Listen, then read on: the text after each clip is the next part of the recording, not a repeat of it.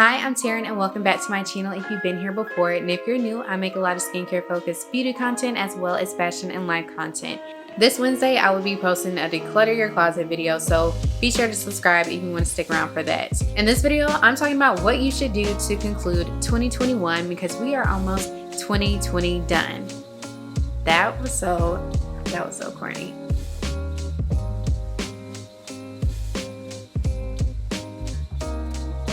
On Twitter, I've been seeing a lot of people recap their accomplishments and their achievements, which I think is great.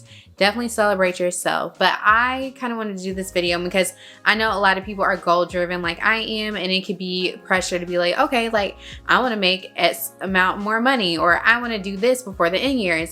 And you know what? I think it is important that we go into the next year without any extra stress. I like to end my year with reflecting, and I also go ahead and make a vision board, which sometimes I do it at the start of the year. I don't really have like a timeline for it. I do it usually late December, early January. One of the things I do that I think would be great for other people to do as well is to take note of the things and people that you don't like or enjoy. I feel like it's important for us to be happy with ourselves and with our lives. So if there's something that you're doing, it could be a job, it could be like an organization that you're part of that you know you just don't like right now, or it just feels like a chore. Maybe let that go in the new year and pick it back up if you want to, or just let it go completely because you might find that you enjoy life more without it. And it could be people. Say for instance, you have a friend that only hits you up when they need something, and that might cause you to only feel like it's a transactional type of relationship. Let that person go too. It could be a job. Kind of,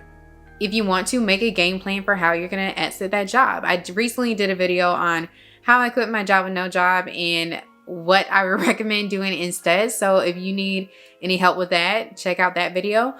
But another thing is, on the positive side, is to make a list of things that you enjoyed doing this year, things that made you happy. Did you find a new hobby and did you not monetize it?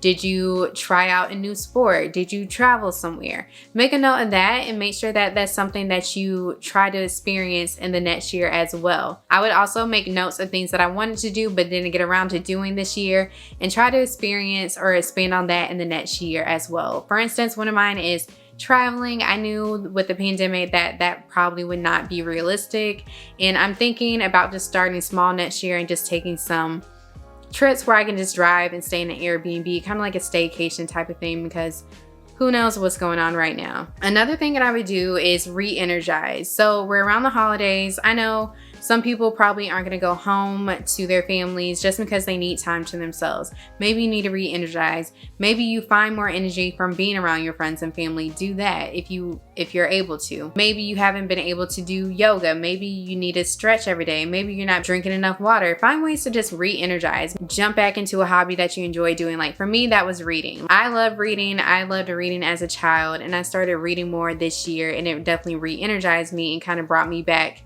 to, you know, before I was thrusted into a world where I basically had to work to sustain my life. That was one of the things I enjoyed doing, and it allowed me to kind of, you know, not really escape, but, you know, dive into a different world, basically. Maybe that's escaping, but you know what I mean. Something that really helped me energize my body was making sure that I'd stretch daily. That just is something so basic, but a lot of people don't do it. For the most part, I sit at a desk every day, and that's really hard on like my hips and like my shoulders. And so just making sure that I take time to stretch every day definitely like help that. And then also, for me personally, I'm very introverted, so just taking time to myself. I like to have a couple of days during the month where it's just me. Like I don't see anyone, I don't really talk to anyone. It's really just all about me, and I might just sit around and do nothing. And that takes me to my next part. If you are kind of stressing about what should I do to end the year, maybe what you need to do is to do nothing. Sit on your couch, watch TV, read a book, scroll through Instagram. A lot of people feel pressured at the end of the year to have these year-ending accomplishments, or just, you know, make every moment last. And you know what? Sometimes it's okay to do nothing and just chill out and relax. That is something that is very precious. Free time is very valuable, so if you have the opportunity to do nothing, I highly recommend it. December 31st and January 1st, is there really a huge difference? Like, yes, the year has changed, but is there really a huge difference in that minute change, that second change? Not really. Things can wait. I went ahead and sent out some emails and saying like, hey, like I'm really just like busy right now or overwhelmed, or, you know, I probably didn't say that, but I will hit you back up in January because what does it matter? What does it matter? With that, make sure that you are resting. I feel like kind of with the re-energizing, I think it's a good idea to go into the new year well rested or just like having fun.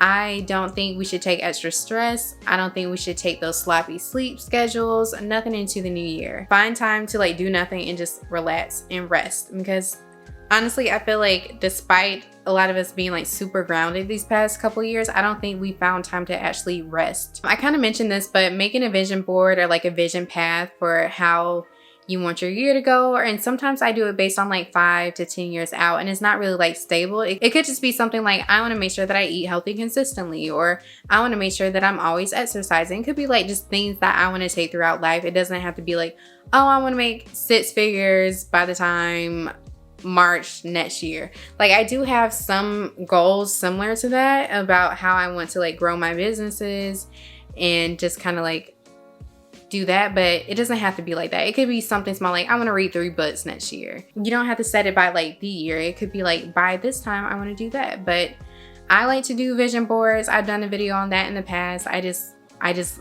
like vision boards. I'm a very visual person. I know a lot of people are doing like a path, which I think is a cool idea too, where I did a vision board for each facet of my life. So I did one for fitness, I did one for, you know, family, I did one for fashion. And the last thing that I'm gonna say that I'm gonna be doing, I'm gonna be making sure that my apartment, my car is cleaned out, decluttered. That's just one of my main focuses for end of the year, because I don't want to take a lot of this stuff with me into next year, or at least I want to have it sorted so that I can give it away or donate it next year. And I might honestly hold on to it, because I know a lot of people give away stuff around this time of the year, and I feel like it gets to the point where it's like there's nothing to do with it all, and a lot of them dump it. So I might just like hold on to it a little bit. Ideally, I was gonna get this done by October, but I haven't had enough time to do that, and I've been ripping and running every weekend this past month except today.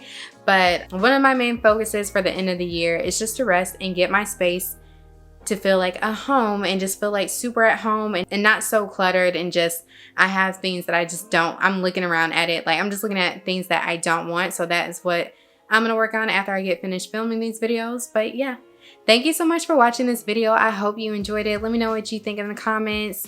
I hope that you have a great rest of your year, and that the new year is amazing for you. As always, please make sure to like, share, comment, and subscribe for more videos. Thank you again.